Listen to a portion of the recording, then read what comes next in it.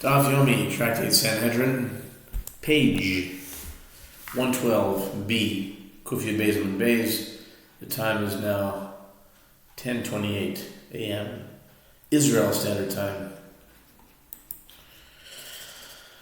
At the top of the page was the word Ve'is Kadeshos Sheba Yipadu Tanu Rabbanan Yipadu B'chulei Tanu Rabbanan Hayu Ba Kachi Kadoshim Kachi Mizbeach Yamusu Kachi Bedek Abayis Yimdu Utrumos Yirkavu Masel Sheni V'Kisvi HaKodesh Yiganzu Rabbi Shimon אומר בהמתה לא בהמה בכל מעשר שללה פחד לכסף הקדש וכסף מעשר.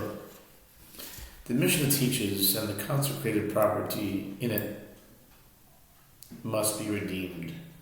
The sages taught in Braita to Sefta 14:5 if there were offerings of the most sacred order in it, if they were animals consecrated for sacrifice on the altar, they shall die. One causes their death. Items consecrated for temple maintenance must be redeemed, and Trumot must be left to decay, and second tithe and sacred scrolls must be entered. Rabbi Shimon says that is not so. Rather, the term it's animals. Deuteronomy 13:16 serves to exclude a firstborn animal and the animal tithe, as they never belonged to the idolatrous city. The term its spoils, Deuteronomy 13:17, serves to exclude consecrated money and tithe money.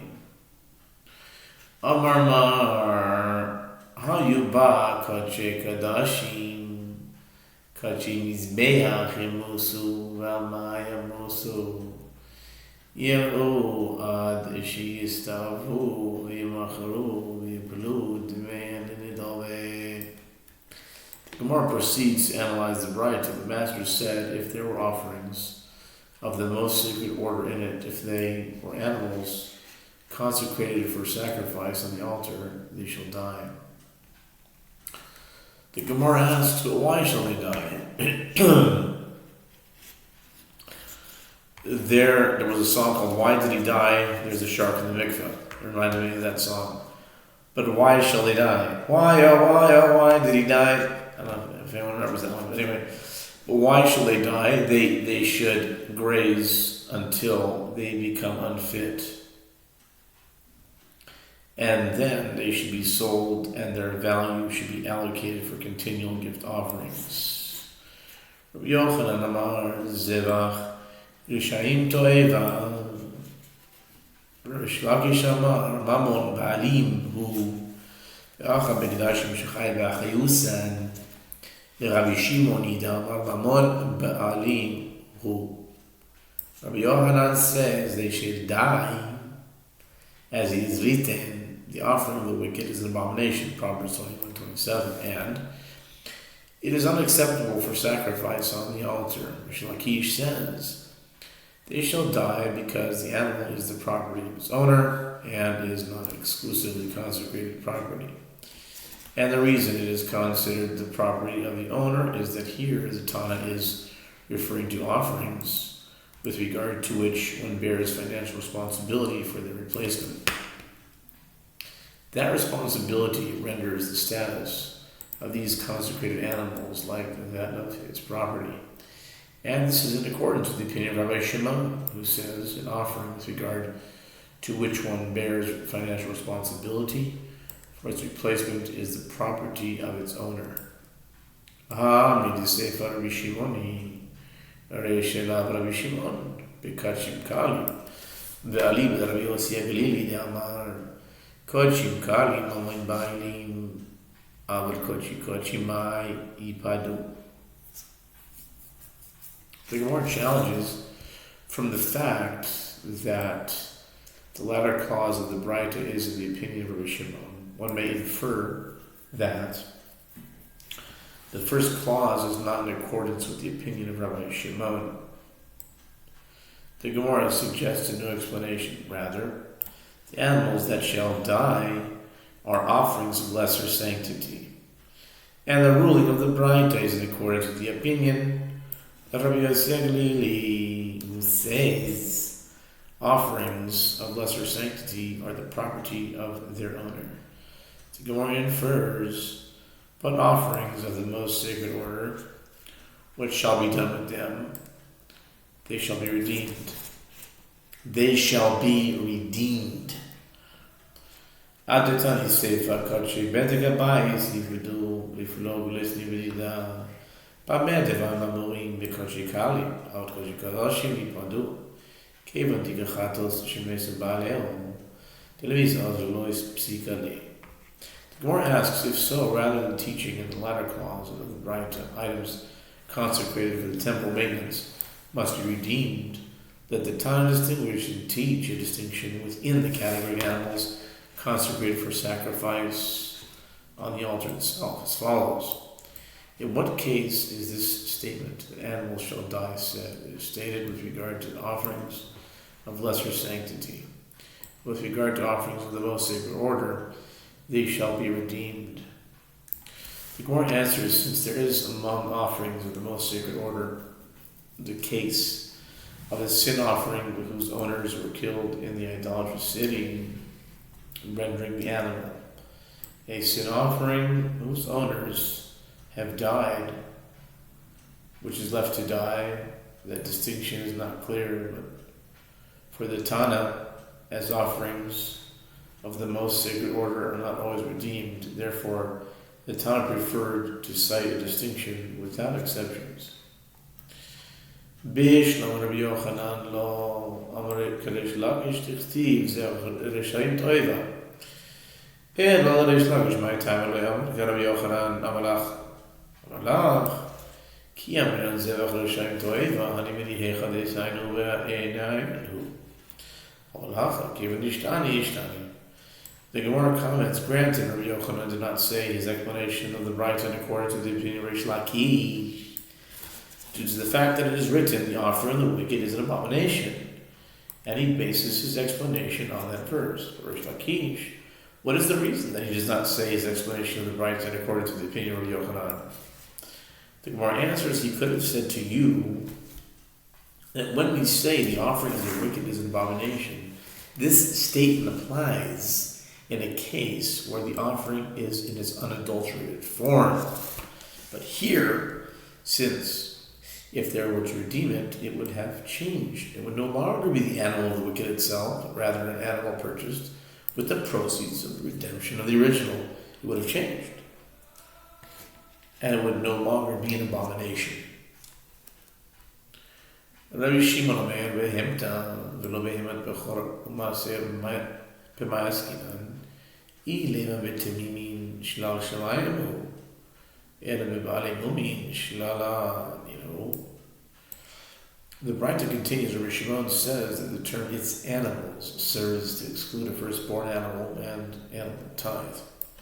The Gemara asks, what animals are we dealing with? If we say that Rabbi Shimon is speaking with regard to unblemished animals, like all other offerings, they are the spoils of heaven, and not the spoils of the inhabitants of the city.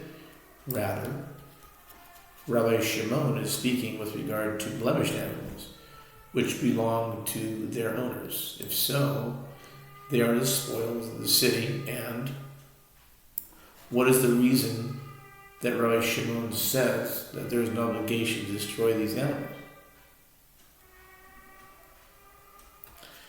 Amar Ravina lo'ilam b'bali mumim.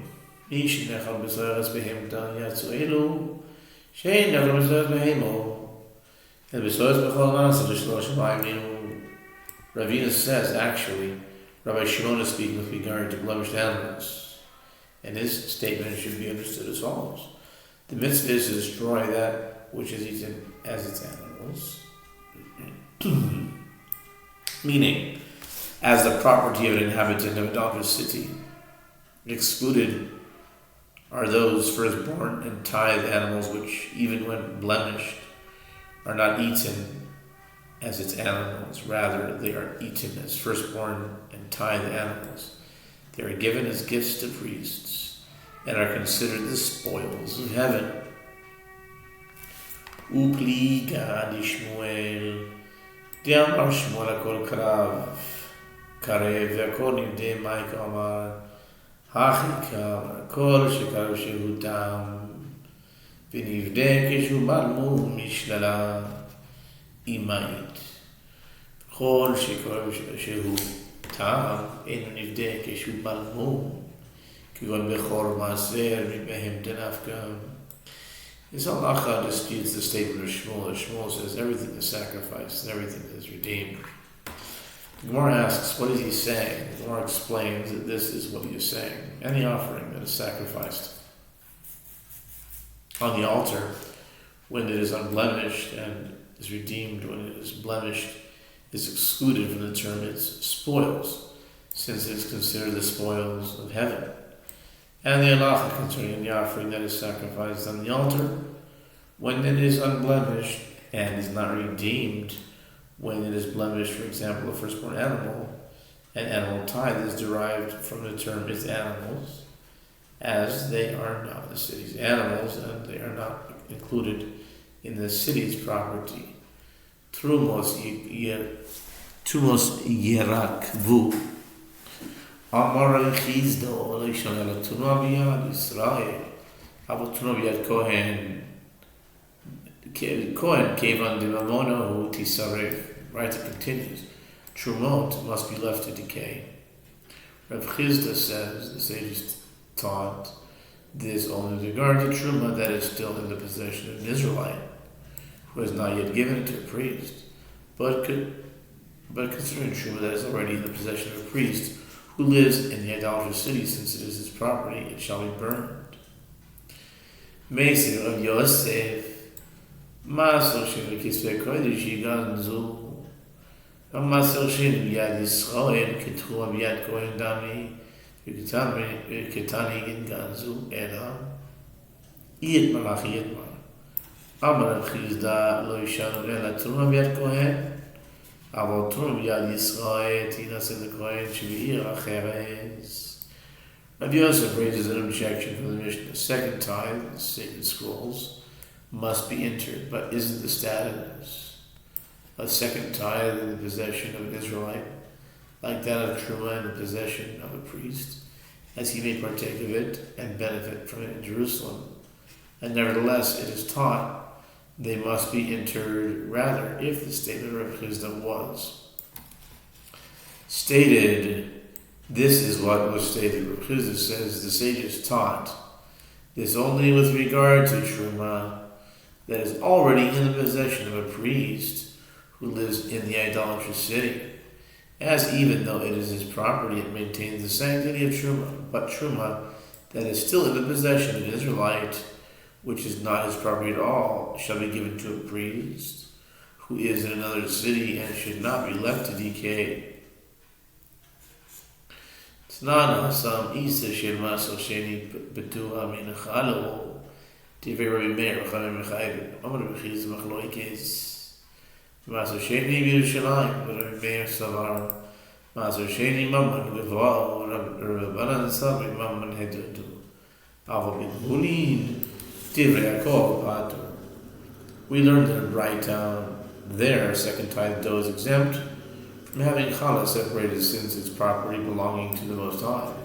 It is property belonging to the Most High. This is the statement of Rabbi Meir, and the rabbis deem one liable to separate challah from the second tithe dough. Rabbi Chizda says this dispute is regard to the second tithe of Jerusalem. As Rabbi Meir holds, second tithe produce property belongs to the Most High. But the Torah permitted its owners to partake of it in Jerusalem, since it is the property of heaven. One is exempt from separating priestly gifts. And the rabbis hold it is non-sacred property from which one is liable to separate challah. But with regard to second tithe dough, in the outlying areas, everyone agrees that one is exempt from separating challah. As outside of Jerusalem, it is prohibited to partake of it. Meisiv Rav Yosef, Maser Sheni B'Kisei Kodesh Yiganzu Ma'askinan, Ilim Yerushalayim Yihavi Irin Dachas, Gatanya, Asar Dvarim Nemu Yerushalayim, Vezu Achad Mehem, Eino Nasis Irin Dachas, Ve'ela Be'ir Acheres, V'skul Legave lo mechitzois. Rabbi Yosef raises an objection from the Mishnah. The second tithe, the sacred scrolls, must be entered. What are we dealing with here? What are we dealing with? If we say the inference is to sacred tithe in Jerusalem, can Jerusalem be an idolatrous city? Never. Isn't it taught it doesn't say never, that was my own interjection. Jerusalem can never be an idolatrous city. It's taught, isn't it taught in the Braita? 10 matters are stated with regard to Jerusalem. This is one of them. It does not become an idolatrous city. Jerusalem can never be an Eri Dachas. Rather, apparently the inference is the second tithe in a different city that was rendered an idolatrous city, and before it was so idolatrous, and before it was so rendered, one took the second tithe produce up in Jerusalem. The Gemara asks, in that case, wasn't the produce admitted by the walls of Jerusalem, making it no longer associated with the idolatrous city? It should therefore be permitted to partake of it. Elalav bigvulin b'ketani ganzu lo l'oilam li'ilcheres b'skua legave v'achmaiskinan shenitma. Rather, is the reference in the Mishnah not to second tithe produce in an outlying area? It is taught they must be interred. Apparently, second tithe produce is not the property of heaven. It belongs to an inhabitant of the idolatrous city. The Gemara rejects this. No, actually, the reference in the Mishnah is to second tithe produce in a different city. And before it was rendered an idolatrous city, one took the second tithe produce up into Jerusalem. So what are we dealing with here? We're dealing with a case where that second tithe produce became ritually impure. Since it is prohibited to partake of it, there is no alternative to interment. V'le pirkei tam Rabbi Elazar inayin l'maser sheni shnitma shepoidino yisoy afilu b'Yerushalayim Talmud lo yimar lo yisuch al se'ei soy ve'en se'et ela achila shenemar v'yisam ma'asot me'et panav achava ma'eskinan b'lakuach. The Gemara challenges and let him redeem it in Jerusalem, as Rabbi Elazar says. From where is it derived with regard to second tithe produce? It became impure, that one may redeem it even in Jerusalem, as one verse states.